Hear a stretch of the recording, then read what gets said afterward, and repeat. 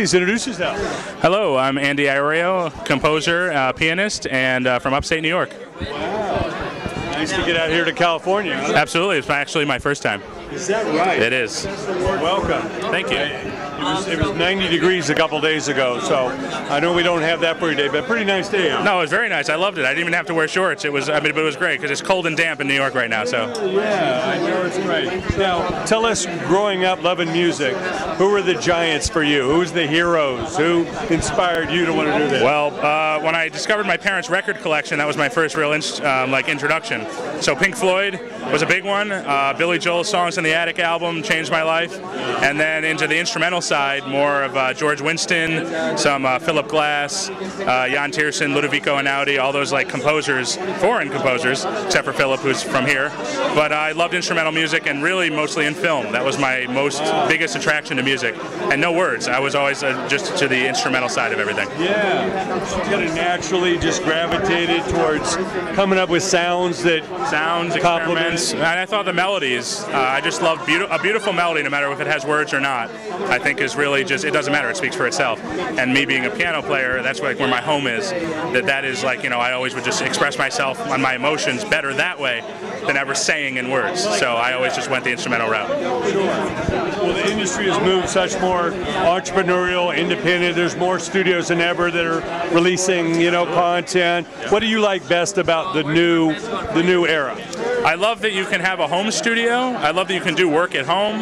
You can bring anybody in. And all the software, the samples that are available to all the composers now are so realistic. And I mean, not just doing a demo. You can actually have like a full production. Sure. And then if you want to bring in other, artists and other players to come in, you can just send them their parts. Everything is just so Dropbox and all this stuff. It's just, and Google Drive. It's so easy to just get your music there. And the internet the same way. I mean, streaming services are just great because you want to be heard. Any artist wants to be heard. That's fantastic. Any other advice you have to talent on the way up? No matter what, you should always follow your heart. I always believe that, and whatever music is inside of you, you just have to keep doing it. I mean, I write a bunch of stuff that I hate, but there's always that time when there's just that magic moment that comes together, and that's a piece of you. And anybody that will listen to that, it's an honor for that, especially to be nominated. But any other composer coming up, that's them. What is their mark? What is their sound? And that's the hardest thing for any artist to do, is find their sound. But you should never give up. Mike Polcino, how are you tonight? I'm doing really good, thanks. How are you? What all do you do? I'm a director on The Simpsons, and I'm also a jazz musician. Wow.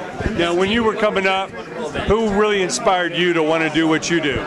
Well, Warner Brothers cartoons in general made me want to do it, yeah. And then also I had a sibling rivalry, so my brother and I fought tooth and nail to be the best artist in the room, What's the history of the Warner animation? Was it done here in town? Or? Oh, it was. It was done mostly in Burbank. Wow. Yeah. I know Hanna-Barbera was right up the street too. Exactly, yeah. What hallowed grounds for us. We really are. Yeah, absolutely. We're very lucky, and every time you cross the street, you think this is where it all started, Yeah. Mel Blanc. Mel Blanc was a god. Sure. What an icon. He started it all. Oh, gosh. The voices that we'll remember forever. Indeed. Yeah. Now, what advice do you have to young creative people coming up today? Well, my biggest advice is that if you want to do something, don't even think about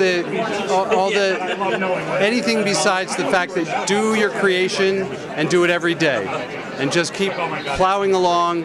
It all comes down to consistency. And if you're consistent and you at the same time try to find a mentor, somebody that does what you want to do, and they have the secret. They know how to do it, and they will want to help you.